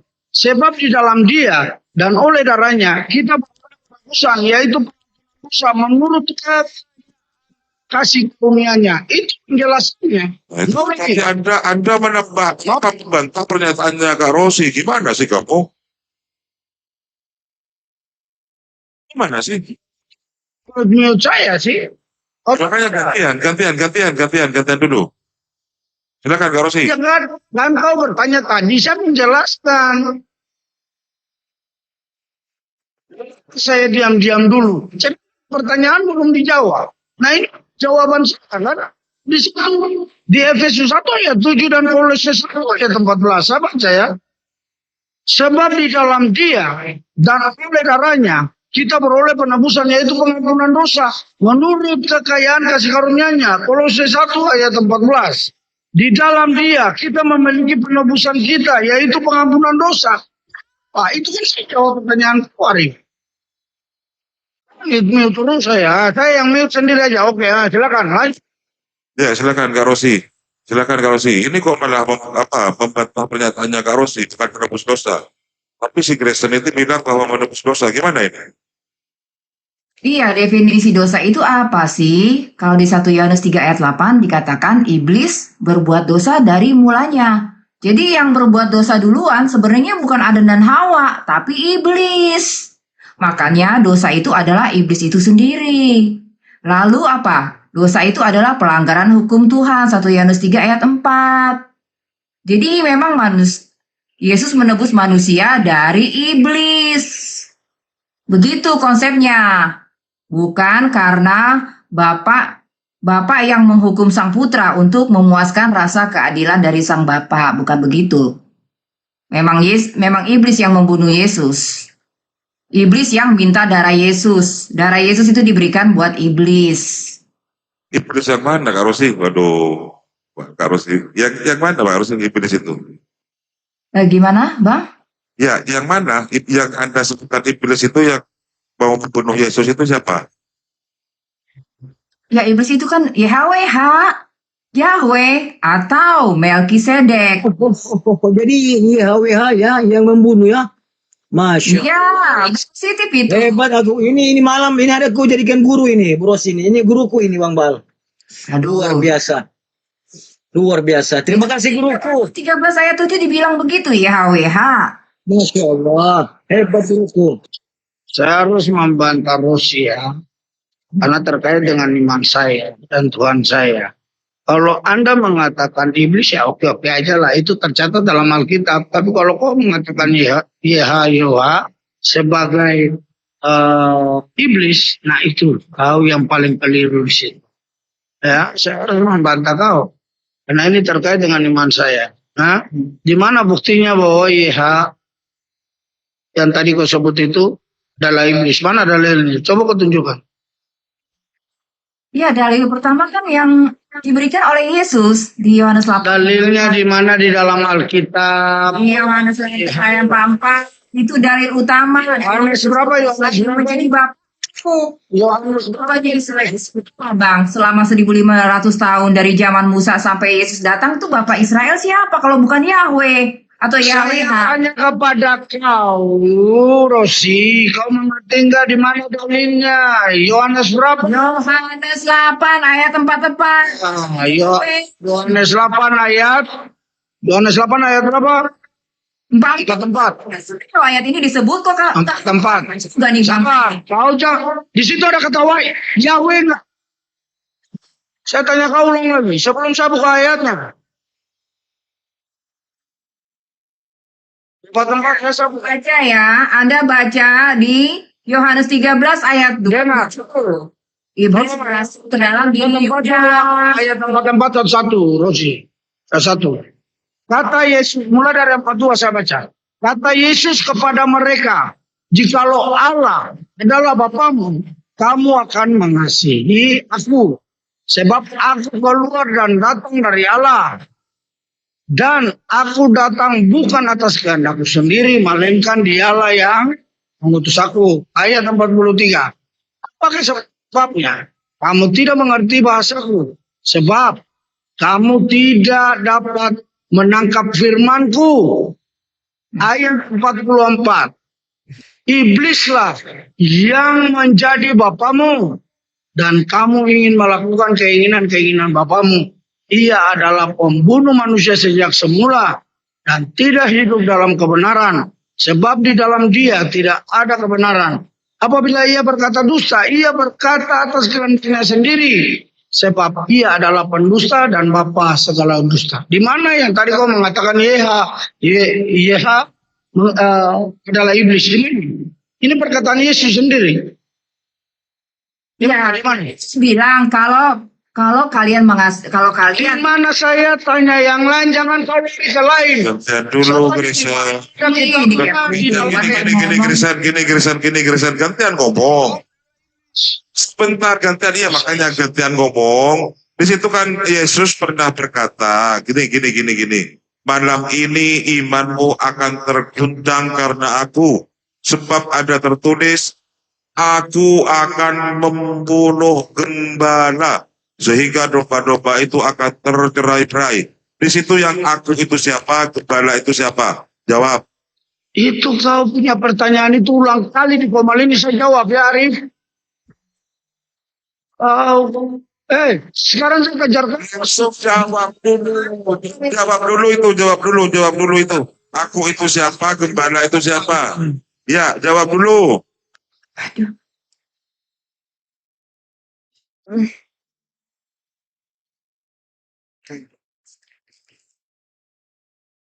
Arif, ini saya diskusi dengan kau atau diskusi dengan Rosi? Kalau mau diskusi dengan saya, mari kita dua Arif. Sudah, jawab dulu. Jawab dulu, Pak Grisan. Suara. Jawab dulu, jawab dulu. Kan membantah pernyataan Kak Rosi tadi kan? Silakan jawab dulu. Al-Quran jawab Al-Quran dan Alkitab jawab Alkitab, mau nggak? Silakan bantah pernyataannya Kak Rosi Saya tadi. Silakan. kau kita dua diskusi. Nanti saya turunkan. Kalau tidak tertib saya turunkan lagi. Alto. Nah. Sudah, silakan Kak Rosi lagi, gantian. Saya kasih kisi-kisinya tadi, silakan. Siapa itu aku, Kak Rosi? Gembala itu siapa? Silakan. Kau tunjukkan ayatnya. Kalau tidak mau jawab, ini ke Kak Rosi. Aku itu siapa, Kak Rosi? Gembala itu siapa? Silakan Kak Rosi. Diskusi itu tunjukkan ayat. Iya kan ayat Zakaria 13 ayat 7 ini kan dikutip. Zakaria 13 ayat 7 ya. Zakaria 13 ayat 7. Ya, kan dikutip juga oleh Yesus di Matius 26 ayat 31. Jadi jelas ya, ada sistematika teologinya antara PL dan PB. Ya, jadi jelas ya bahwa aku di situ adalah YHWH yang memang membunuh Yesus, dan dia bilang apa? Hai pedang, bangkitlah terhadap gembalaku, orang yang paling karib denganku. Jadi memang fakta bahwa iblis ini adalah dulu ya waktu di sorga, adalah orang yang karib dengan Tuhan Yesus waktu di sorga ya. Karena waktu Tuhan Yesus ditangkap di Matius 26 ayat 50 dikatakan, Yesus bilang apa? Hai teman, untuk itukah engkau datang? Jadi kedua belah pihak mengkonfirmasi bahwa mereka memang bestie waktu di sorga. Saya baca ayatnya ya. Berikutnya, pedang menimpa umat baru. Dengar baik-baik berikutnya. Pedang menimpa umat baru. Ayat 7. Hai pedang, bangkitlah terhadap gembalaku, terhadap orang yang paling karib kepadaku. Demikianlah firman Tuhan semesta alam. Bunuhlah gembala, sehingga domba-dombanya tercerai-berai. Aku akan mengenakan tanganku terhadap yang lemah. Nah, ini ya. Saya harus menjelaskan terkait dengan hal ini. Kau dengar ulang-ulang ya, Arif. Supaya jangan kau bertanya lagi besok-besok setelah saya naik di Komal ini lagi. Pertanyaan ini ulang kali sudah dijawab, tapi kau masih terus bertanya lagi. Terkait dengan gembala adalah Yesus. Teman yang paling karib disebut Yudas. Nah, demikianlah firman Tuhan datang itu kepada Zakaria untuk menubuatkan akan terjadi di kemudian hari. Yesus akan disalibkan. Kemudian bunuhlah gembala. Bunuhlah gembala adalah Yesus akan mengalami proses penyaliban dan mengalami kematian itu. Sehingga domba-domba tercerai-berai. Yang disebut domba-domba di sini adalah murid-murid Yesus. Nah, terkait dengan yang terakhir, aku akan mengenakan tanganku terhadap yang lemah. Yesus akan bangkit dari antara orang mati dan merangkul lagi murid-murid itu untuk kabaran Injil. Dan pada saat Yesus bangkit dari orang mati dan murid-murid menerima curahan Roh Kudus, di situ murid-murid menjadi martir, tidak takut lagi. Siapapun yang mereka memberitakan Injil, mereka tidak akan mundur. Bahkan sampai nyawanya mereka taruhan. Oh, paham? Bahkan Petrus saja, di dalam Alkitab tidak tercatat, tapi sejarah lain membuktikan. Petrus pada saat mau disalibkan di Roma, pada saat Kaisar Nero, ya, dia meminta jangan menyalibkan aku sama dengan Tuhan aku. Dan aku tidak layak, salibkan aku terbalik dan kepala. Lihat dulu, Kristen. Menjelaskan Yang dimaksud aku itu siapa, gembala itu siapa, berarti Anda yang tidak membantah ya. Itu ini HWH. Pada Zakaria. Iya, siapa itu aku itu siapa? Firman Tuhan. Kau Ya berarti HWH yang itu sendiri kan? Tuhan di sini siapa? Di dalam Alkitab yang disebut firman Tuhan siapa? Ya sudah gantian aja, ada wisdom di sini. Bertanya. Saya tanya ke wisdom. Wisdom. Ini gampang kok sebenarnya. Wisdom. Ya, sebentar dulu. Saya tanya ke Wisdom. Wisdom, YHWH itu siapa menurut Wisdom? Malaikat yang jatuh, bukan Tuhan yang sebenarnya. Nah, itu gampang kok jawabannya, Kristen.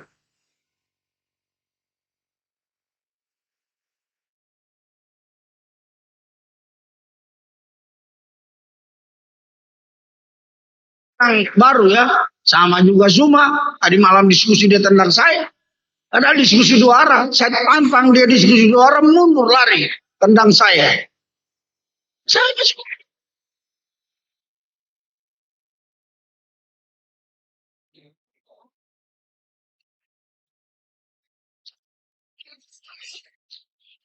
Tentang nanti model congor. tentang orang. Data.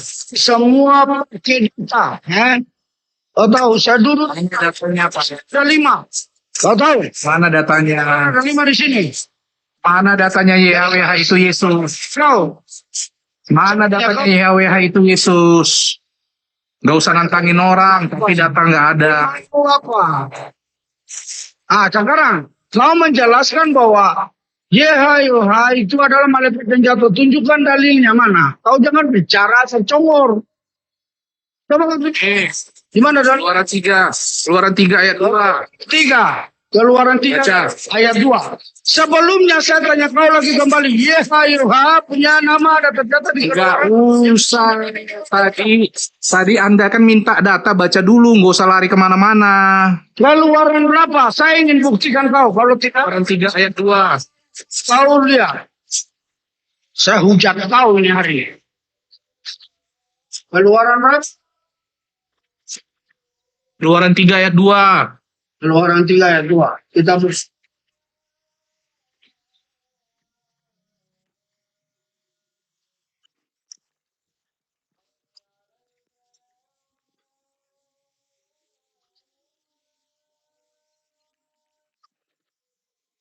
lalu malaikat Tuhan menampakkan diri kepadanya.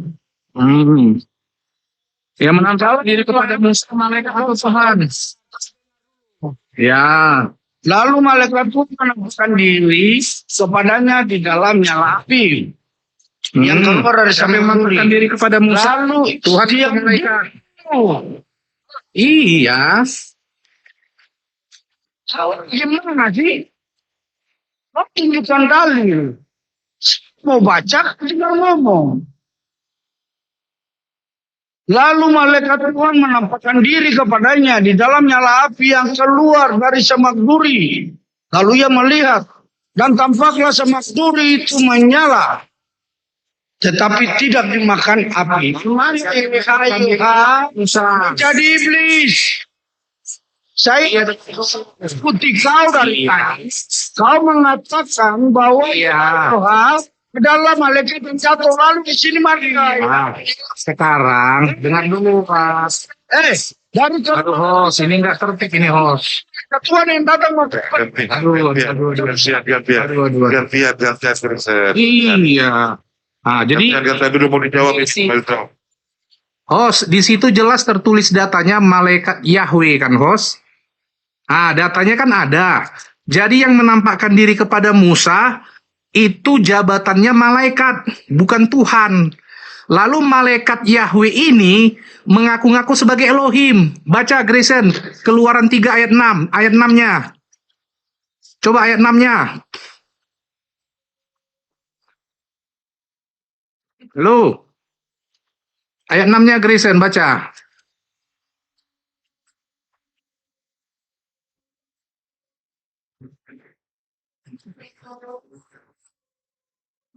Nah, itu ya, ayat 6-nya baca.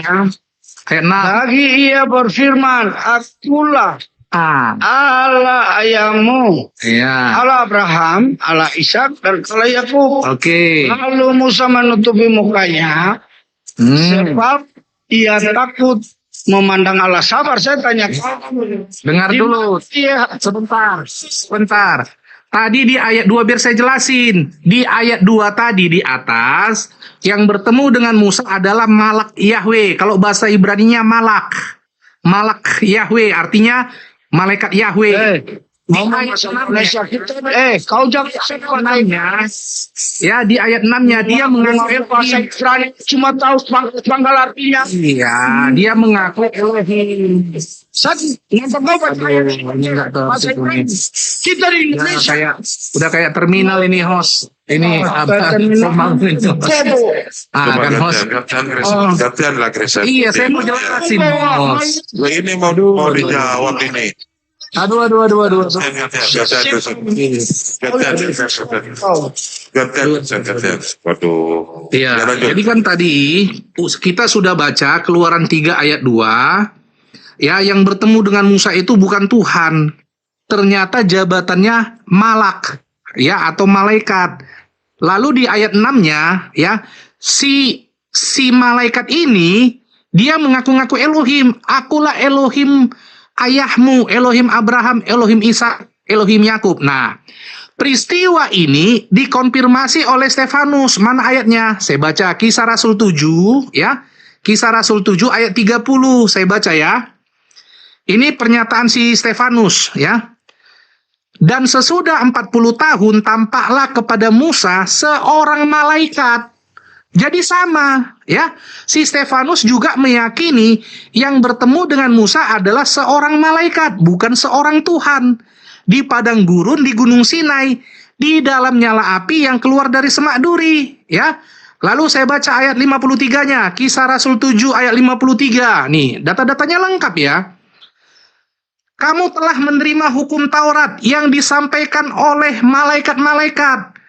Bukan disampaikan oleh Tuhan, tetapi oleh malaikat-malaikat.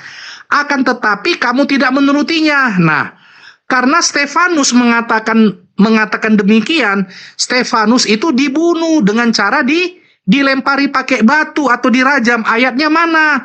Kisah Rasul 7 ayat 54. Saya baca ya. Ketika anggota-anggota Mahkamah Agama Yahudi itu mendengar semua kesaksian Stefanus itu, sangat tertusuk hatilah mereka.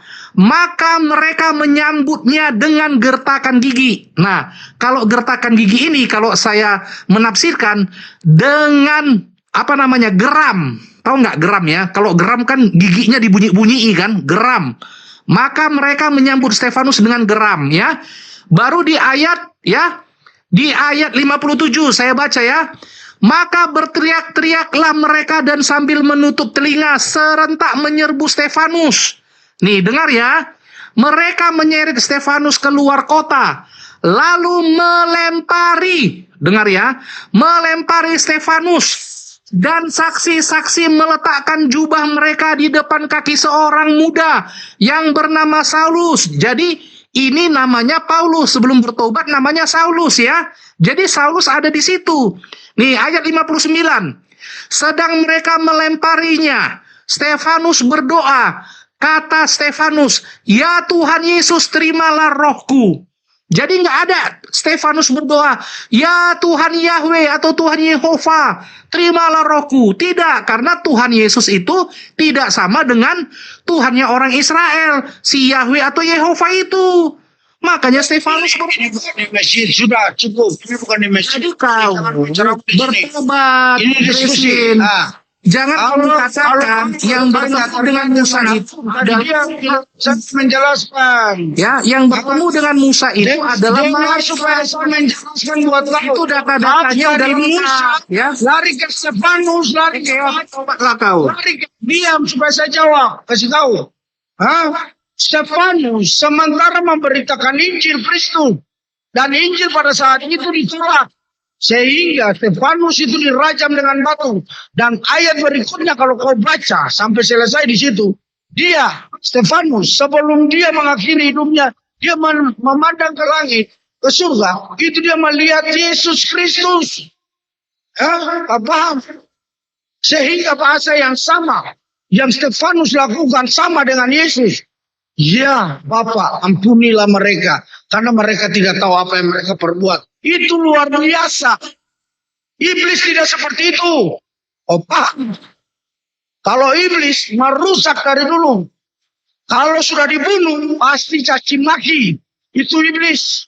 Tapi kalau Stefanus berdasarkan penginjilan yang dia beritakan dan dia waktukan, itu bagian daripada keselamatan dia. Dan dia mengikuti dan mencontohi teladan Kristus bahkan sampai mati. Itu. Jadi kau jangan memframing ayat yang sembarang. Kalau kau muslim sih tanya kau. Al-Hijr 39 membuktikan apa? Tidak usah lari muslim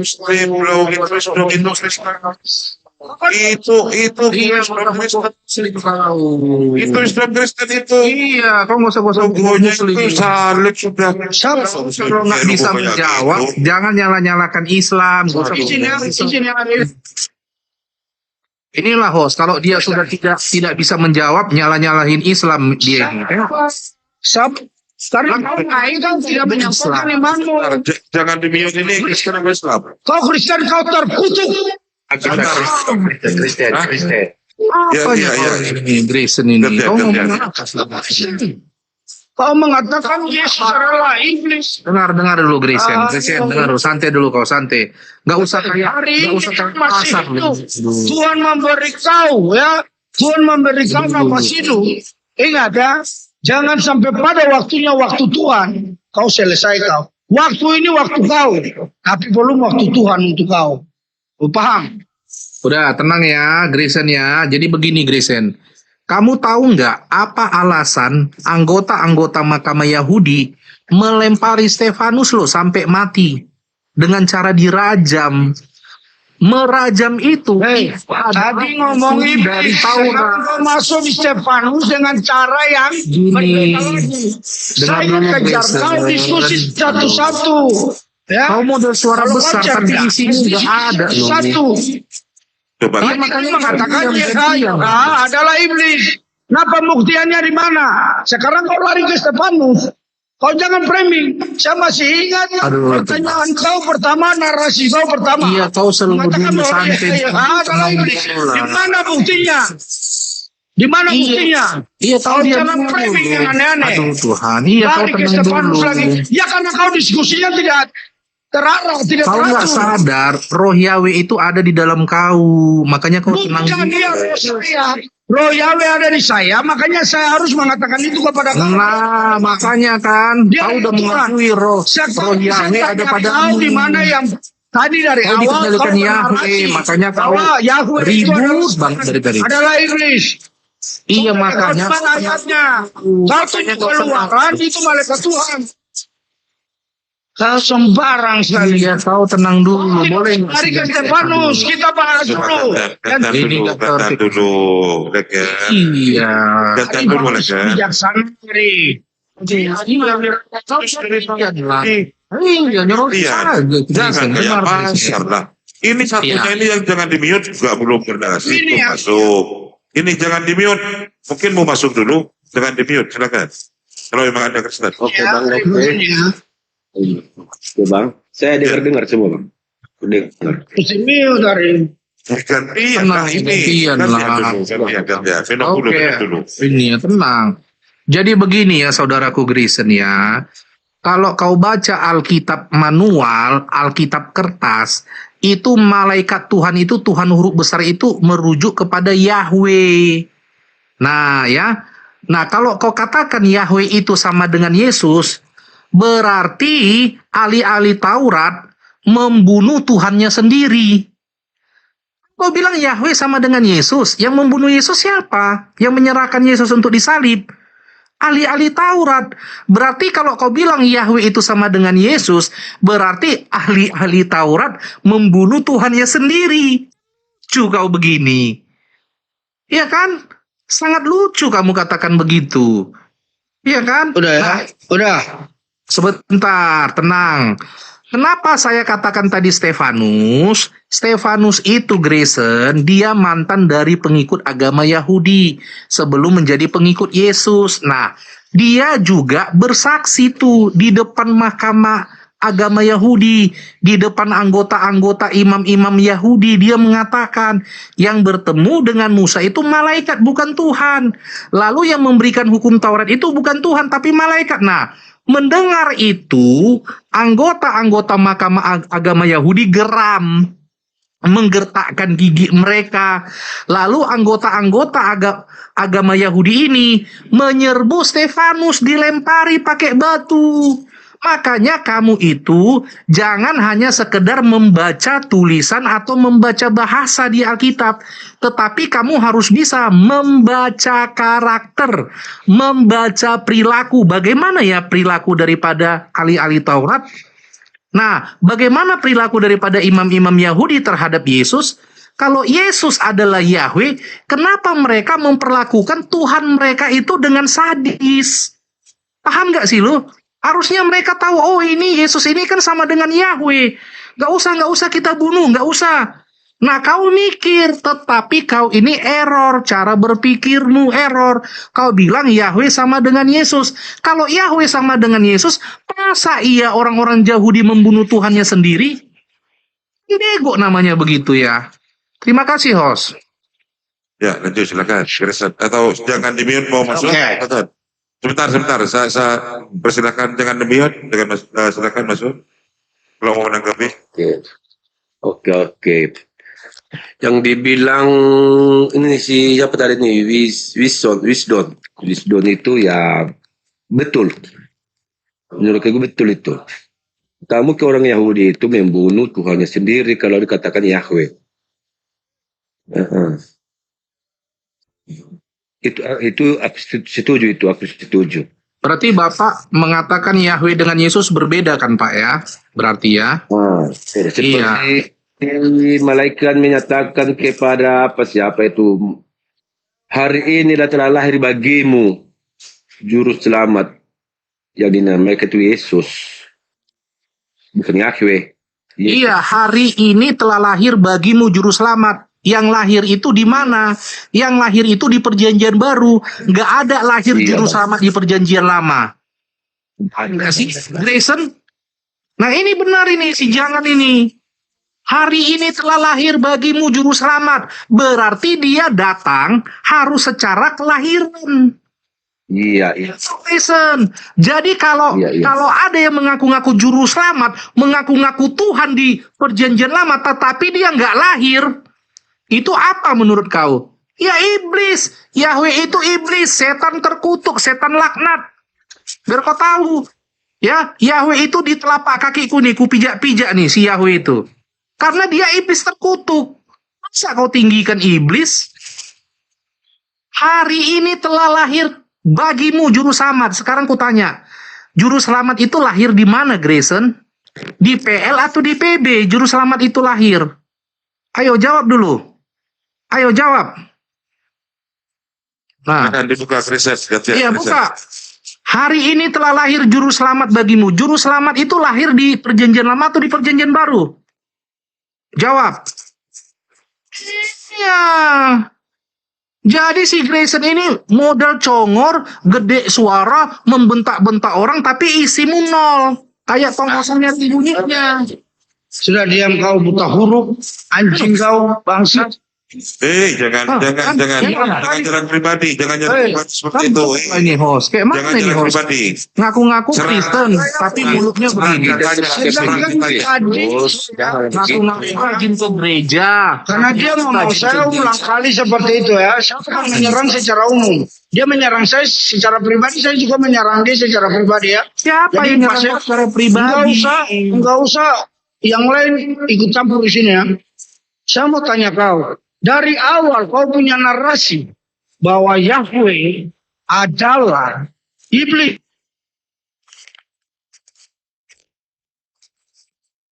Tuh kan, gak diizinkan Tuhan jaringanmu bagus. Karena Dengar dulu, kau bicara dan tadi saya diam. Kau bicara dan tadi saya diam. Ya, gantian, silakan. Tadi narasi kau. Bahwa suaramu hilang adalah tadi, iblis. Kristen. Aduh. Sabar, dia kan tadi mengatakan Arif, narasi Suaramu dia. Suaramu hilang tadi. Silakan lanjut. Kau ngomong dari awal, Yahweh adalah iblis. Nah, saya kan tanya dengan bijaksana, dengan baik-baik, dengan bahasa santun. Di mana Alkitab yang mengatakan Yahweh itu iblis? Kau tunjuk di dalam Keluaran. Setelah baca di ayat 2, tidak ditemukan Yahweh itu adalah iblis. Kemudian kau lari lagi ke ayatnya 6. Baca juga tidak ada disebut Yahweh itu iblis. Lalu kau lari lagi ke Stefanus. Di mana ada Stefanus itu ada iblis. Tidak ada lagi. Lalu kamu lari lagi ke Paulus. Di mana Paulus itu ada iblisnya tercatat. Kau aneh-aneh kau. Makanya saya bisa menyerang kau kembali secara pribadi yang kau menyerang saya.